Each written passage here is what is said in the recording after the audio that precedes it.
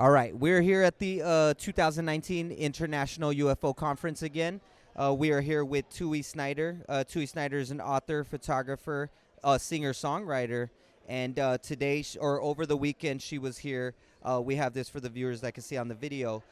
There was strange ships that sail in the skies. This is a report from 1897, the Great Texas Airship Mystery. It says hundreds of airships were seen in Texas skies, but what were the Texans really thinking during this time?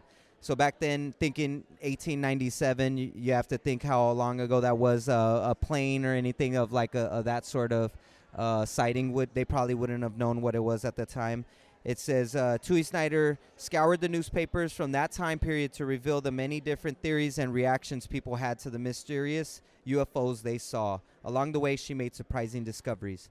So we are here now with Tui Snider. Hello, Tui. Nice to meet you. I'm James. Nice to meet you, James. Thanks for having me. Thank you. And Tui, with all the information that you have here, so it looks like you collected a lot of the clippings from the previous newspaper articles that were released about the this specific scenario. Tell us a little bit about that. Well, I heard about one in particular. I'll show you a picture.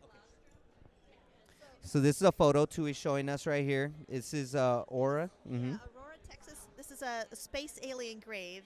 And I was kind of new to Texas, and people told me, oh, you really ought to write about this space alien grave. And I thought they were pulling my leg. Okay. But I went ahead and I went up to the cemetery, and I wandered around, and I found this headstone with like a little cigar-shaped craft, little portholes.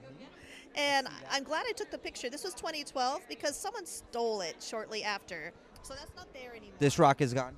That rock is gone. I hope they find it. There's actually a reward out for whoever stole it, because that's just wrong. I don't care what's there. Yeah. You shouldn't be taking it. Oh, go ahead. I'm going to say, I thought that was the only incident. So I thought, I want to write an article about this. I will do some research at the, in newspapers and at the library. And then I discovered there were hundreds of sightings in a 6-week period in Texas, especially in this area. And what part of the, is this like a pretty well-known area in Texas? Like what is the town? Do you know it's like any specific? It's a tiny town. There's 400 people living there. It's Aurora. It was a boom town, but then they had so many problems, and now it's just this tiny little town. There's more people in this cemetery. Like there's 1,800 graves, and there's only 400 people living there. What kind of town was it? Well, it was like the early settlers in the late 1800s. It was a boom town. They had cotton gins, they had farming. It was doing really well, and then they had a lot of problems. They even had a plague, basically. And then they had a spaceship crash in 1897. They just buried it right away, like, we've had enough problems. So it seems like the information was covered up, and you've kind of undug some of these relics that were lurking around and hiding for other people to see and kind of do some new research, right? Yeah, so I went through the newspapers, and I in their words, what were they actually saying? Because there's a lot of opinions that people have now, but we have the benefit of science, the benefit of news, and movies, and we have a real vocabulary to describe something we see in the sky. Back then, they barely even, yes, there were motors, but they were a rarity. So if you heard something flying overhead, you would say it sounded like a swarm of bees, or it sounded like bird wings flapping. So I have all those accounts and what people actually said back then and what they thought. And it was 1897, so that's almost 1900. So people thought the world's going to end. There were preachers saying this is proof that this is the end times because of these things in the sky. So people reacted with a lot of fear.